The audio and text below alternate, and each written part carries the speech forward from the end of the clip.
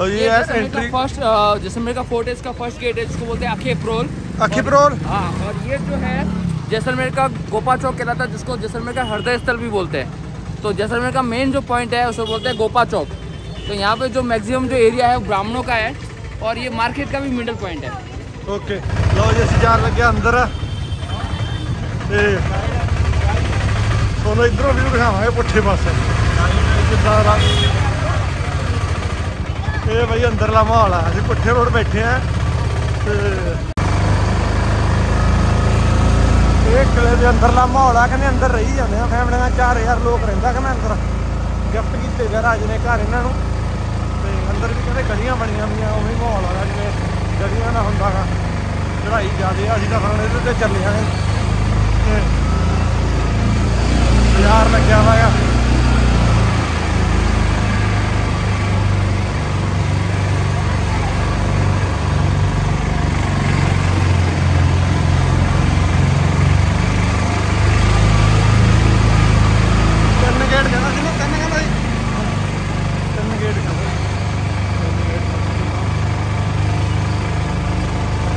सारिया दुकाना दुकाना बनी हुई, खड़ा पिंड ही वसिया वा किले च।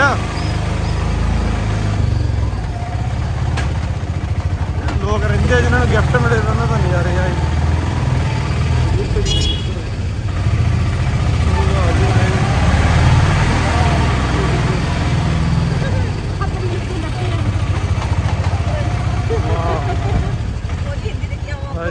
तो सबसे पहले मैं इन्फॉर्मेशन शेयर कर लेता हूँ फटाफट।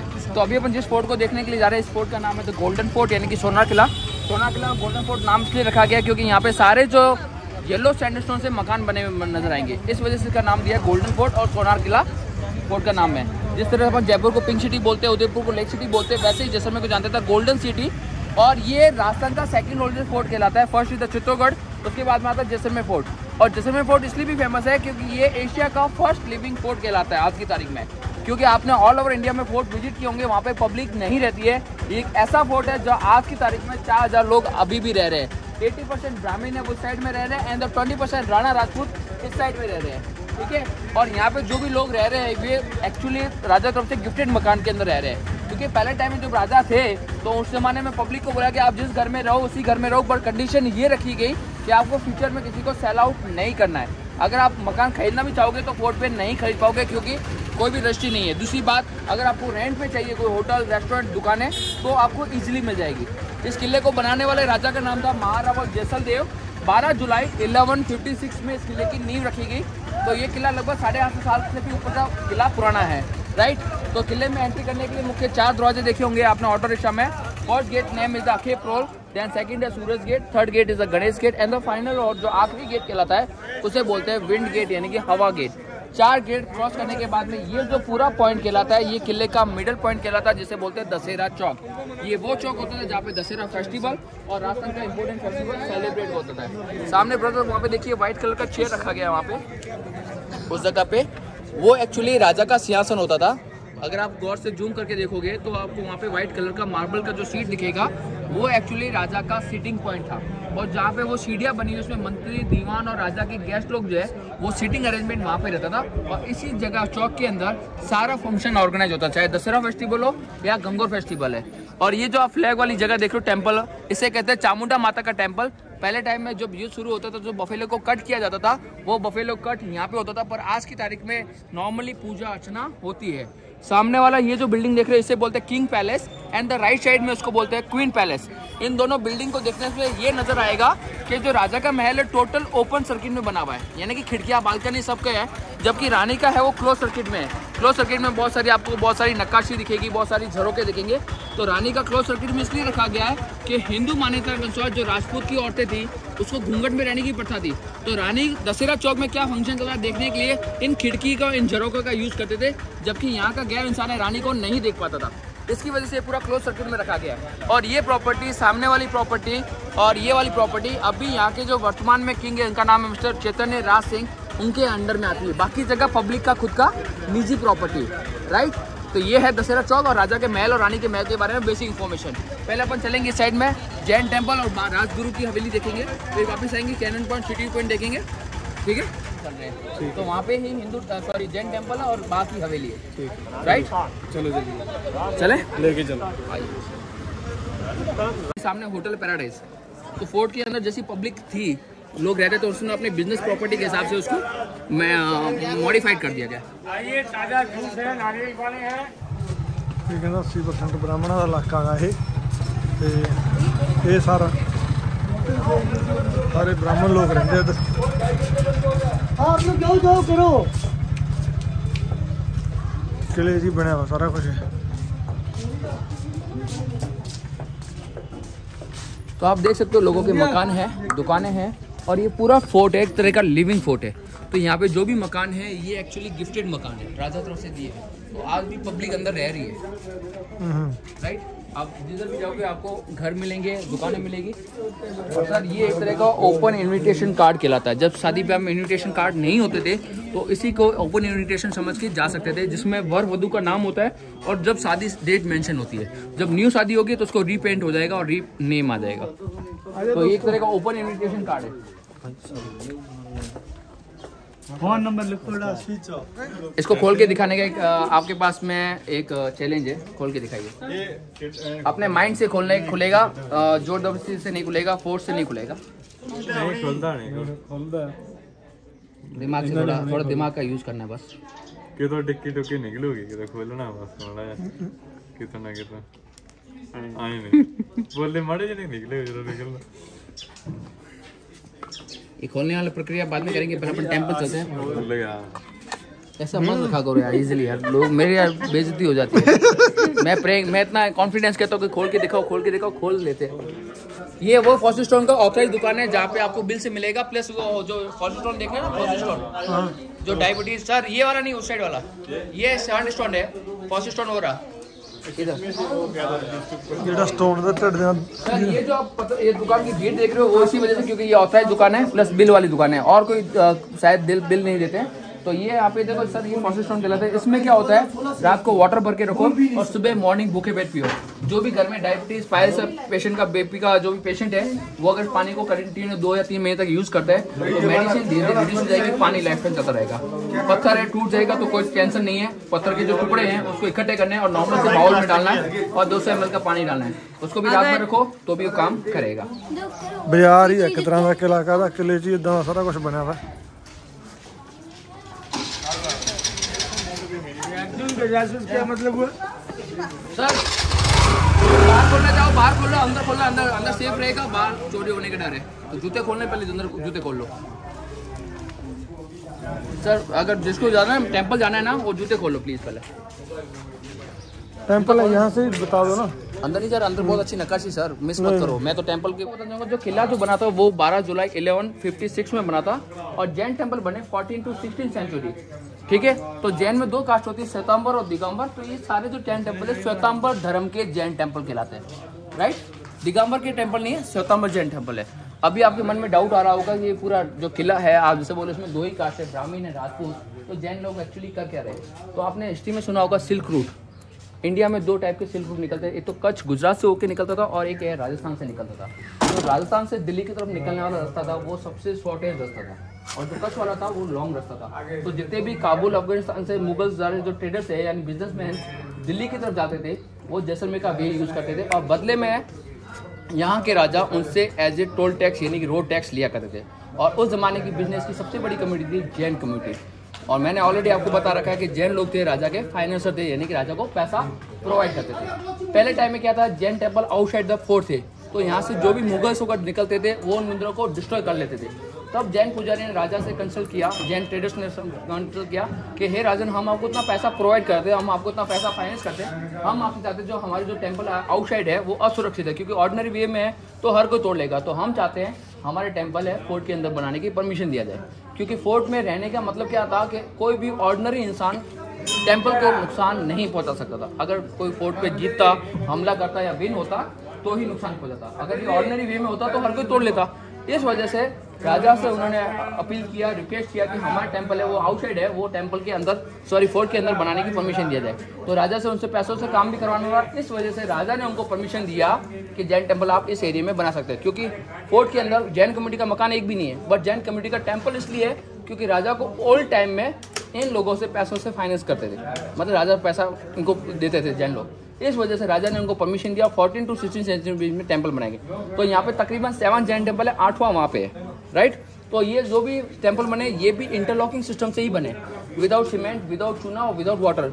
जैसे अपने इंडियन कल्चर में होता है ना, बद्रीनाथ केदारनाथ जो तीर्थ स्थल कहलाते हैं, वैसे ही जैन लोगों का तीर्थ स्थल मानते हैं। तो यहाँ पे आपको चंद्र प्रभु जी का, ऋषभदेव जी का, पार्श्वनाथ जी का, संबरनाथ जी का, शीतलनाथ जी का टेम्पल मिलेंगे। हर मंदिर के गेट अलग अलग है। 5 टेम्पल यहाँ पे, सॉरी 2 टेम्पल यहाँ पे, 5 पीछे है।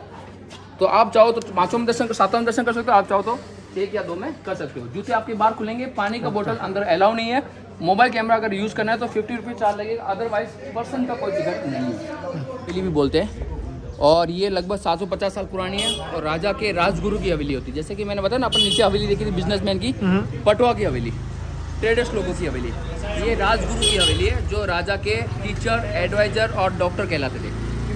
देखना है तो अपन यहाँ से 50 रुपीज़ पर मेंबर का टिकट है, फिर अपन अंदर चल सकते हैं।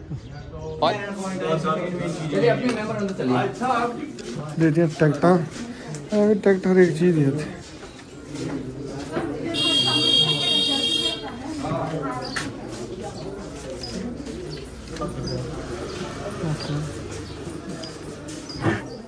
तो अभी अपन हवेली को देखने के लिए जा रहे हैं। इसे कहते हैं राजगुरु की हवेली। राजगुरु बोले तो आप यहाँ पे बैठो आराम से। तो ये राजगुरु की हवेली कहलाती है। बैठ सकते हैं, इस पर भी बैठ सकते हैं कुर्सी पे।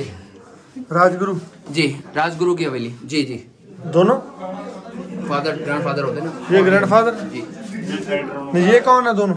ये हवेली के मालिक ये राजगुरु थे पहले टाइम में राजा के। ओके। तो जनरेशन तो कंटिन्यू अभी भी चल रही सर, पर इनकी जो फैमिली वो आउटसाइड रह रही है। तो ये राजगुरु की हवेली कहलाती है। जिस तरह से आप देख सकते हो कि ये राजा के बाद में जो सबसे ज्यादा इंपॉर्टेंट आदमी होता है दैट इज राजगुरु, क्योंकि राजा के टीचर मतलब कि उनके बच्चों को पढ़ाने का काम भी राजगुरु करते थे। उस जमाने के राजा के सलाहकार यानी कि एडवाइजर उस जमाने में, जैसे अपने होते ना अजीत डोभाल सलाहकार, वैसे ही वो राजगुरु होते थे राजा के सलाहकार। और तीसरा वर्ग होता था उस जमाने के डॉक्टर, क्योंकि पहले टाइम में अगर युद्ध में कोई घायल हो जाता था तो ये राजगुरु ही सारा ट्रीटमेंट करते थे। अब यहाँ पे आप देख सकते हो ये पटवा लोगों का सारा बिजनेस चलता था। पहले टाइम में जो ओपन, जो बड़ा जो सामान होता था वो ओपन एरिया में बिकता था। आपने देखा था मुनिम चैम्बर, वहाँ पे सैंपल चेक करवाए जाते थे। और बड़ा जो अगर आपको लेना है, बड़ा बल्क में आपको सामान लेना तो ओपन एरिया में होता था। और ये किले का फर्स्ट गेट है जिसे अपन अखे प्रोल बोलते हैं, जहाँ से अपन को ऑटो रिक्शा मिला था। ये अपना राजा का महल है जिसे अपन बोलते हैं ना गज विलास, जो अपने दशहरा चौक से देखा था, साइड में रानी का महल था। और ये है सालम सिंह की हवेली, पर यहाँ पे आज के टाइम में कोई नहीं जाता क्योंकि ये ब्रेक डाउन हो चुकी है। कुलदरा विलेज का नाम सुना होगा, इंडिया का सेकंड हॉन्टेड विलेज, वो सालम सिंह की वजह से खाली हुआ। तो वो यहाँ का दीवान था, पर उसको बहुत ही अपनी मनमानी की, मतलब कि दीवान कहलाता, वो अपनी मनमानी करता था। तो सबसे ज्यादा राजा को टैक्स वो ला के देता था। तो कुलदरा विलेज वो खाली हुआ, वो इसकी वजह से खाली हुआ। आइए, ये सब गडीसर लेक है। पहले टाइम में जो पानी की सप्लाई आती थी गडीसर लेक से, यहाँ से आती थी, पर अभी पानी हो गया बोटिंग और टूरिस्ट पर्पस के हिसाब से, बोटिंग है उसके स्पोर्ट से। आइए, तो जिस रूम में भी जाओ तो प्लीज, गेट छोटे है तो प्लीज कोकोनट का ख्याल रखिएगा अपने, कोकोनट ब्रेक ना हो जाए। तो अब हमको एंटी क्लॉक वाइज से सारा रूम देखना है। ओके, चलो आइए, please mind your coconut please. आजो आजो आजो, हिम्मत ना, आजो भाई हिम्मत ना। तो ये सारा उनका साजो सामान रखा गया, जिसमें कुछ बर्तन हैं, इसमें स्टील, लोहे, तांबे के और चांदी के बर्तन भी मिलेंगे। पहले टाइम में लोग है चांदी के बर्तन में खाना क्यों खाते थे बता सकते हो आप? नो। चांदी के बर्तन खाने का रीजन ये होता था, अगर कोई एनिमी है उसने जहर डाल दिया खाने के अंदर तो खाने का कलर चेंज हो जाता था, because the chemical reaction of silver and poison. इस वजह से वो चांदी के बर्तन में खाना थे। राजा थे इसलिए नहीं खाते थे, उनको अपनी सुरक्षा का बहुत बड़ा ध्यान रखना पड़ता था। एनिमी अगर युद्ध में नहीं हरा सकता है तो हो सकता है वो चीटिंग करेगा, घर के अंदर ही कुक के जरिए खाने में जहर डाल देगा। तो राजा को उस खाने को अवॉइड कैसे किया जा सकता, क्योंकि खाने का कलर ब्लूइश कलर हो जाता था। इस वजह से उनको पता चल जाता था कि इसके अंदर कुछ ना कुछ पॉइजनस चीज डाली हुई है।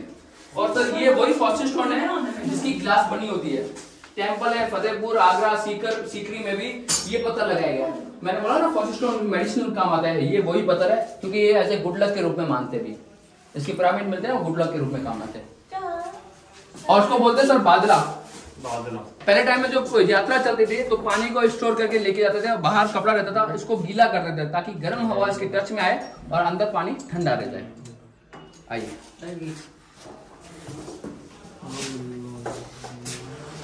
कोकोनट बचा के रखना अपना भाई सभी। ये बाथरूम से रिलेटेड साजो सामान है। इसमें आपको पानी गर्म करने का एक पॉट्स है और ये उस जमाने का टब होता था, बाथरूम टब। ये जी, इसके ऊपर बैठा के नहलाते थे बच्चों को इस टाइप। ओके। और ये पानी जो नाली बनी है, हर जगह नाली बनाने का मतलब क्या था, वो पानी को वेस्ट नहीं करते थे।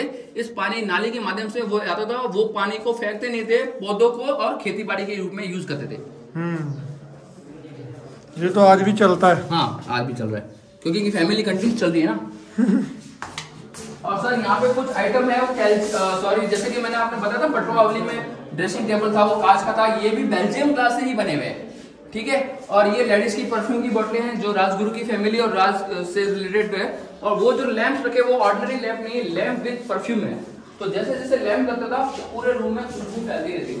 तो ऑर्डिनरी लैंप नहीं है, लैंप विद परफ्यूम है। लैंप विद परफ्यूम है। और सर ये बता सकते क्या चीज है?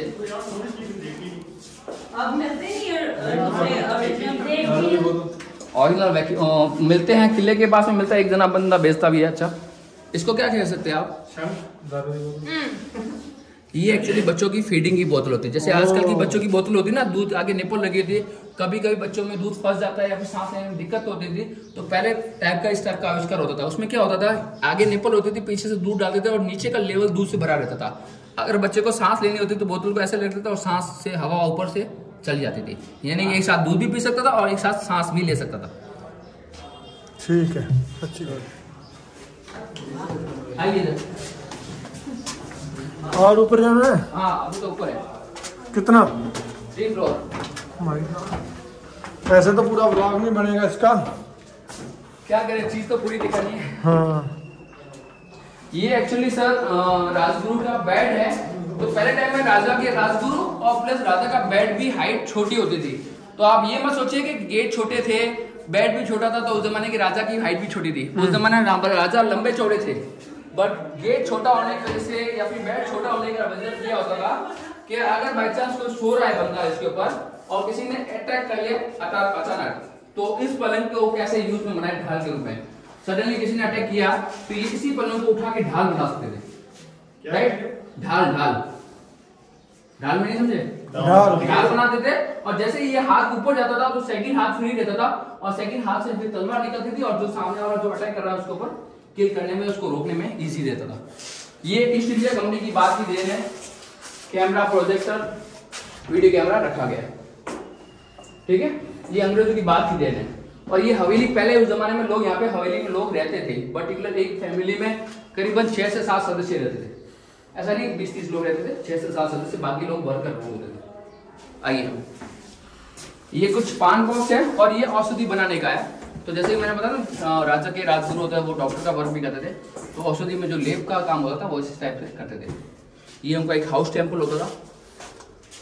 हाउस टेम्पल जी, पटौली में भी आपने हाउस टेम्पल देखा था, पर वो था ट्रेवलिंग टेम्पल देखा था आपने वहाँ पे पटौली में, वो था ट्रेवलिंग टेम्पल, क्योंकि वो उनको यात्रा कर करके बिजनेस करना होता था।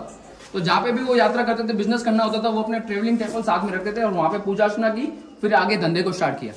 ये कैमल से रिलेटेड है। ये वही कैमल में 1 सीटर बनता है, इसमें 2 सीटर का वो नहीं है, ऑप्शन नहीं है। पटौली में 2 ऑप्शन थे, ठीक है। ये वही बादल है, इसमें भी लोहे के ऊपर कपड़ा बांधा जाता था। आइए,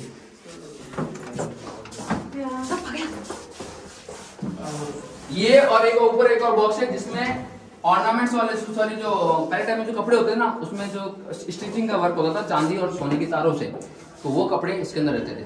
और ये पहले टाइप का झूला था जो टूट चुका है, ठीक है। और ये वही पगड़ियाँ है जहाँ पे आपने पटौली देखी थी। पगड़ी डिफरेंट टाइप की कम्युनिटी को बिलीव करती थी, मतलब रिकॉग्नाइज करती थी। और ये उस जमाने के लोकल ड्रेस होते थे, क्योंकि यहाँ के जो कृष्ण भगवान के वंशज माने जाते हैं, यहाँ के जो राजा हैं वो यदुवंशी है, यानी कि कृष्ण भगवान के वंशज मानते हैं। तो कृष्ण भगवान का मेन फंक्शन होता था होली फेस्टिवल। तो आपने यहाँ पे पिचकारियां भी देखी है, पीछे देखा था कैमरे के पास पिचकारियां रखी गई। वो पिचकारियां इसलिए रखी गई क्योंकि यहाँ के जो राजा हैं कृष्ण भगवान के वंशज माने जाते थे। और होली फेस्टिवल एक्चुअली कृष्ण वंशज के लिए, यानी कि जो भी कृष्ण भगवान के जो भी लोग मानने वाले उनके लिए होली फेस्टिवल बेस्ट होता है। तो अगर आप होली फेस्टिवल आते तो आप यहाँ से बाहर नहीं निकल पाते, इतनी खतरनाक होली भी चलती है। और सर ये यहाँ के भूतपूर्व राजा थे मिस्टर ब्रजराज सिंह। इनकी अभी 1 साल पहले डेथ हो गई थी, जो राजस्थान के सबसे हैंडसम किंग में माने जाते थे। और इनकी डेथ होने के बाद में अभी न्यू राजा है मिस्टर चैतन्य राज सिंह, जो इनके पुत्र है। माय डियर कोकोनट, ये आप आ गए छत पे। इसके बाद सर टेरिस जाइए आप ऊपर, जैसे लोग गए हैं वैसे, फिर अपन नीचे चलेंगे वहाँ पे। यहाँ से नीचे आना है, ठीक है? कहाँ से? ये रास्ता है, वहाँ से मत आना, ये रास्ता नीचे होता है। व्यू देखिए अच्छा टेरिस का। लो जी टेरिस ते आ गए ਆਪਾਂ ਤੇ ਉਹ ਸਾਹਮਣੇ ਕਿਲੇ ਦਾ ਵਿਊ, ਜਿੱਥੇ ਰਾਜਾ ਰਹਿੰਦਾ ਸੀ ਤੇ ਰਾਣੀ ਰਹਿੰਦੀ ਸੀ, ਰਾਣੀਆਂ ਰਹਿੰਦੀਆਂ ਸੀ ਉਹ ਪਰਾਂ। ਤੇ ਆ ਜਿਹੜੇ ਸਾਨੂੰ ਘਰ ਦਿਸ ਰਹੇ ਆ ਸਾਰੇ, ਇਹ ਸਾਰੇ ਕਿਲੇ ਦੇ ਵਿੱਚ ਹੀ ਆਉਂਦੇ ਆ ਸਾਰੇ। ਸਾਰਾ ਕੁਛ ਆ ਸਾਰੇ ਕਿਲੇ ਦੇ ਵਿੱਚ ਹੀ ਹੈ ਘਰ ਸਾਰੇ। ਤੂੰ ਖਿੱਚ ਦੇ ਸਾਰੇ ਘਰ ਹੀ ਹੈ।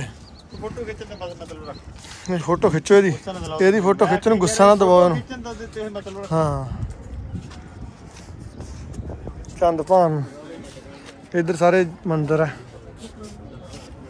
अब कहाँ जा रहे हैं भाई? Cannon point, city view point. Cannon point, city view point. कहता वहाँ पे सिटी का व्यू अच्छा आता है यार। एक तो हिंदी बोलने लाता है सानू, मतलब जब हिंदी सानू ना, जो पॉइंट बता रहा हूँ ना, ਅਸੀਂ ਨਾ ਪੰਜਾਬੀ ਬੋਲਣਾ ਘਟ ਗਏ, ਹਿੰਦੀ ਬੋਲਣ ਵੱਧ ਲੱਗ ਗਏ। ਜਿਉਂ ਅਸੀਂ 3-4 दिन हो गए। थोड़ा एडजस्ट करो और क्या। हाँ ये राजपूतों का एरिया सर, ये 20% राजपूत एरिया है। अभी अपन लेक व्यू रेस्टोरेंट से चलेंगे सिटी का व्यू देखने के लिए। ये फिर सारे जो मकान है ना वो राजपूतों के हैं, और जो कॉर्नर के मकान है उन्होंने अपने इसको घर को रूफ टॉप रेस्टोरेंट में कन्वर्ट कर दिया है। ओके। तो जो फॉरेनर टूरिस्ट आते हैं, NRI टूरिस्ट आते हैं ना, तो रात को स्टे के लिए यहाँ पे रुकते, रात का डिनर करते सिटी को देखते हुए। ड्रिंक करना हो, चाय कॉफी पीना है, वो सिटी का चाय का असली मजा ऊपर ही होता है, सिटी का व्यू देखते हुए। सिटी का व्यू देखते हैं। तो ये किसी की प्रॉपर्टी थी, तो उन्होंने आज की तारीख में इसको एज ए रेस्टोरेंट में कन्वर्ट कर दिया, as a rooftop restaurant. और यहाँ से सिटी का व्यू आपको शानदार दिखेगा। आइए ऊपर की तरफ, सीढ़ियाँ थोड़ी बड़ी है, थोड़ा ध्यान रखना। पर इस सीढ़ियों को चढ़ने के बाद में जो व्यू का नज़ारा है वो आपको अच्छा लगेगा। आइए, थोड़ा सीढ़ियाँ बड़ी बड़ी है, थोड़ा ध्यान रखो।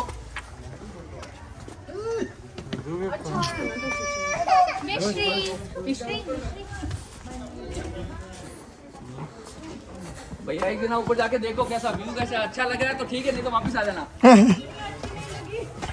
थोड़ा व्यू वहाँ से बता दो अच्छा है कि नीचे आओ। आ जाओ कहते व्यू अच्छा है। ओ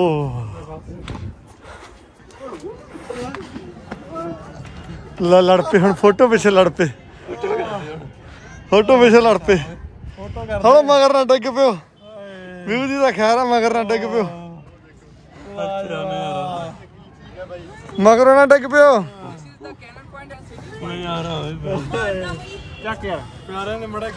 ये भाई ये सारा नालों बेस्ट चीज आ किले दी। वाह मैन। लोग आते हैं ना, कपल वगैरह आते हैं कैंडल लाइट डिनर के साथ में सिटी का व्यू, सिटी को ये पूरी गोल्डन सिटी नजर आती है लाइटिंग में।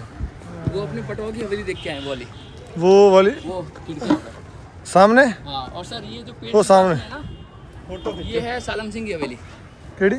ये इसके ओ ये कम लोग ज्यादा टूरिस्ट आते नहीं है। और सर ये है गड़ीसर लेक। पहले टाइम में पानी की सप्लाई फोर्स से इधर से होती थी, पर आज के टाइम में picnic spot, boating spot Gadisar lake. Gadisar lake. और वो सब ब्लू वाला एरिया है, वो जैसलमेर का लास्ट रेलवे स्टेशन है। इसके बाद में कोई रेलवे ट्रैक नहीं है, क्योंकि आगे पाकिस्तान का स्टार्ट हो जाता है। तो इंडिया का जो सिटी है ना लास्ट, वो जैसलमेर है, और जैसलमेर के छोटे मोटे गांव हैं वो आगे पड़ते हैं। आगे कोई ट्रैक नहीं है, आगे कोई स्टेशन नहीं है। उधर जा सकते हैं पास में बड़ा देखी सर, लत्ता पास कर देखने में बड़ा डिगना में। अपन इधर आए हैं सर, वहाँ के व्यू से बेस्ट व्यू अपन इधर आए हैं। वो देखो बीच में आ जाती है। और सर यहाँ पे आपका गुजरात पड़ेगा, सामने जयपुर, जोधपुर, और साइड में आपका बीकानेर एंड पंजाब। लो भैया तो सिरा व्यू होगा। व्यू देखो तो करो एंजॉय, ते मिलदे ਆਪਾਂ ਨੂੰ। हाँ ਆਪਾਂ ਹੁਣੇ ਤੋਂ ਬਾਹਰ ਨਿਕਲ ਚੱਲੇ ਆਂਗੇ ਕਿਲੇ ਤੋਂ। ਤੇ ਆ ਪਹਿਲਾ ਗੇਟ ਟੱਪ ਗਏ ਕਿ ਦੂਜਾ ਟੱਪ ਗਏ ਆਪਾਂ? ਤੇ ਠੀਕ ਸੀਗਾ, ਕਿਉਂਕਿ ਘਰ ਬਣੇ ਕਰਕੇ ਥੋੜਾ ਜਿਹਾ ਵਿੱਚ ਮਾਰਕੀਟ ਜੀ ਬਣੀ ਕਰਕੇ ਉਹ ਚੀਜ਼ ਨਹੀਂ ਹੈਗੀ ਸੀਗੀ ਜਿੱਦਾਂ ਕਿ ਕਿਲੇ ਹੁੰਦੇ ਹੈਗੇ। ਤੇ ਬਾਕੀ ਠੀਕ ਆ, ਆਓ ਵਨ ਟਾਈਮ ਵਾਚ ਹੈਗੀ ਆ ਚੀਜ਼, ਵਧੀਆ ਹਿਸਟੋਰੀਕਲ ਚੀਜ਼ ਹੈਗੀ। ਤੇ ਹੈ ਬਾਕੀ ਆਊਟਸਾਈਡ ਵਿਊ ਇਦਾਂ ਦਾ ਹੈਗਾ ਤੇ ਆਪਾਂ ਨਿਕਲ ਚੱਲਿਆਂਗੇ ਬਾਹਰ। Bye bye bye bye Jaisalmer ਕਿਲ੍ਹਾ। ਤੇ ਜੇ ਤੁਹਾਨੂੰ ਵੀਡੀਓ ਵਧੀਆ ਲੱਗੀ ਤੇ ਲਾਈਕ ਤੇ ਸ਼ੇਅਰ ਜ਼ਰੂਰ ਕਰ ਦਿਓ, ਚੈਨਲ ਨੂੰ ਜ਼ਰੂਰ ਸਬਸਕ੍ਰਾਈਬ ਕਰ ਲਿਓ ਤੇ ਨੋਟੀਫਿਕੇਸ਼ਨ ਦੀ ਘੰਟੀ ਜ਼ਰੂਰ ਵਜਾ ਦਿਓ ਤਾਂ ਕਿ ਆਉਣ ਵਾਲੀਆਂ ਵੀਡੀਓ ਤੁਹਾਡੇ ਕੋਲ ਪਹਿਲ ਦੇ ਆਧਾਰ ਤੇ ਪਹੁੰਚ ਸਕਣ। ਸਾਰਿਆਂ ਨੂੰ ਸਤਿ ਸ਼੍ਰੀ ਅਕਾਲ, ਬਾਏ ਬਾਏ।